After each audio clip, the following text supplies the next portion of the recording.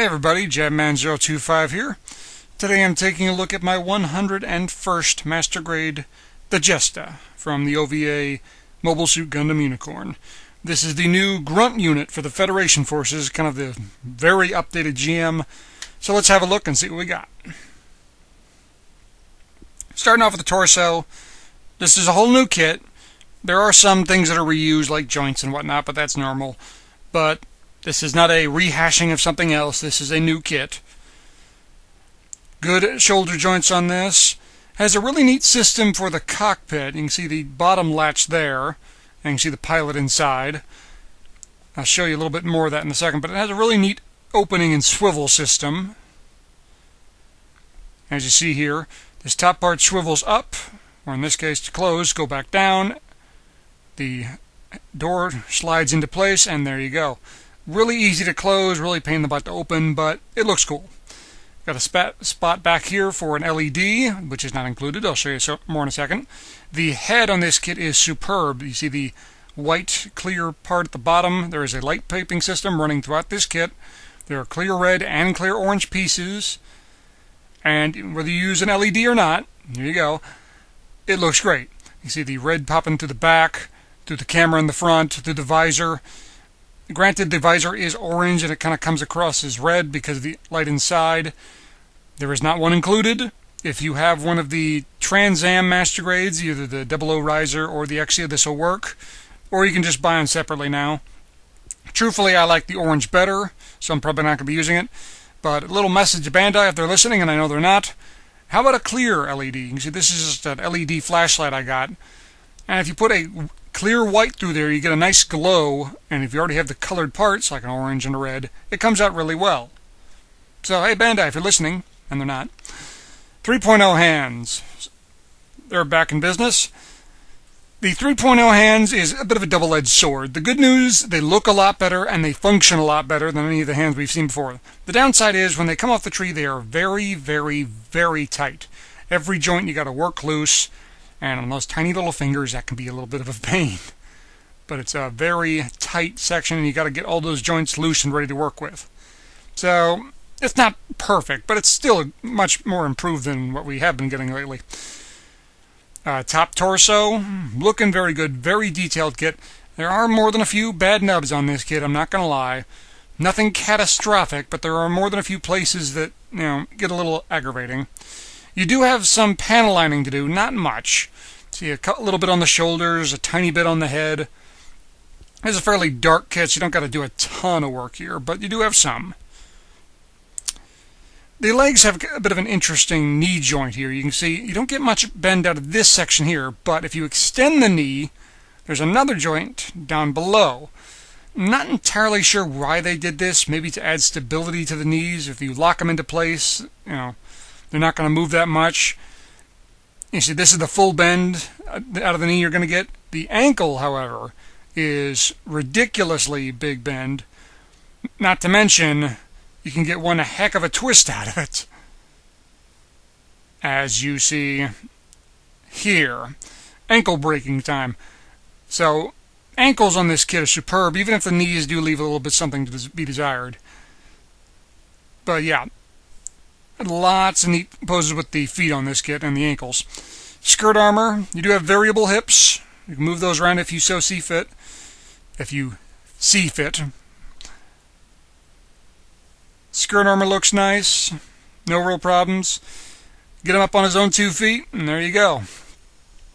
Very solid looking kit. Looks nice. See the backpack add-on.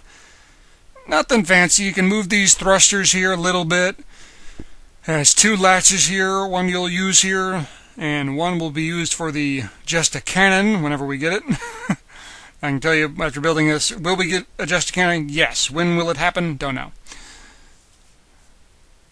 The balance on this kit is superb. You can see the standing on 1 foot, not a problem. I was a little worried about how loose those hips would be, and you do get a little bit of a splits going when you're moving around, but it's nothing bad. Nice big bend out of the shoulders, no real problem. So the elbows are great on this kit, full bend all the way around. No problem there. You can do just about anything you want. Like I said, legs do want to do the splits from time to time, but it's nothing catastrophic. Side skirt, you can open up this little latch and you can act like he's getting those grenades out. Those grenades are not individual, they're all attached together, all three. But that's not a big deal. You'll probably never have it open anyway, but it's nice that it's there. Accessories. You get this beam machine gun rifle thing, and very Call of Duty-esque. You get another orange piece for the scope there. You get this handle that will move. Very, very detailed weapon. See, individual ammo packs, you get 4 of them. The 3.0 hands have this little latch that comes out of the hand, and another latch will come out of the handle of the gun, and they were linked together. When those two are together, it is a pain in the butt to get there, but once they're there, that gun is never coming out. Two-handed approach, surprisingly awkward to get this lined up just the way you want it for a two-hand. Not impossible, but a little awkward.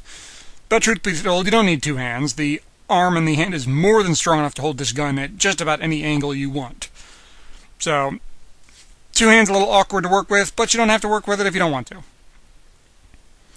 And like I said, very, very nice looking gun. 1 beam saber, just 1. They give you 2 blades, so you can save the blade for something else.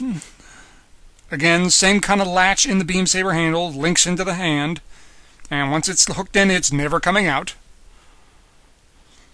The beam saber will latch into the left hand. Those extra ammo packs will latch into the right arm, left arm, right arm. The back of the forearm, there's a little latch that connects them in there, rock solid, never coming out.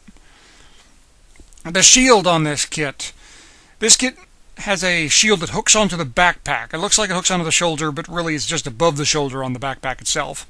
Little link here. There is a handle you can use down there, so you can act like it's holding in its hand, but truthfully it's not. It's just, giving the illusion of. And it links on right there. And it kind of drapes over the shoulder.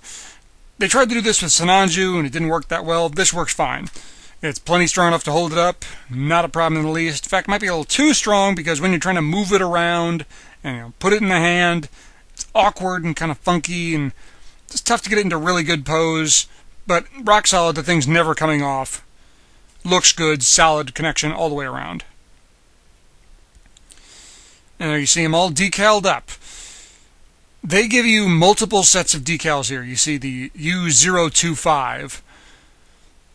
They give you different numbers. You can put any number you want on this kit. They give you extra bonus decals. They give you decals to do the Federation Tri-Stars or whatever they're called. Or you can make it your own suit like I did. You can skip all those decals. The decals are fairly light, but they give you a whole bunch of extras, which I'm always for. You can put them wherever you want. I kept it fairly mellow, but like I said, lots of extra stickers, lots of extra dry transfer decals, and I'm always in favor of that. So, good decals, even if they are a little light. Because if you don't like the way they are, change them. They give you lots of options. And overall, the ones they do put on are really well put. You can see here, numbers, 0, 1 through 9, everything you want. A whole bunch of extra dry transfers, so you can do just about anything you want with this kit. Make it someone special, make it your own. Whatever you want. Final thoughts on this kit. This kit's getting a big thumbs up. This is a very, very good kit. Solid all the way around.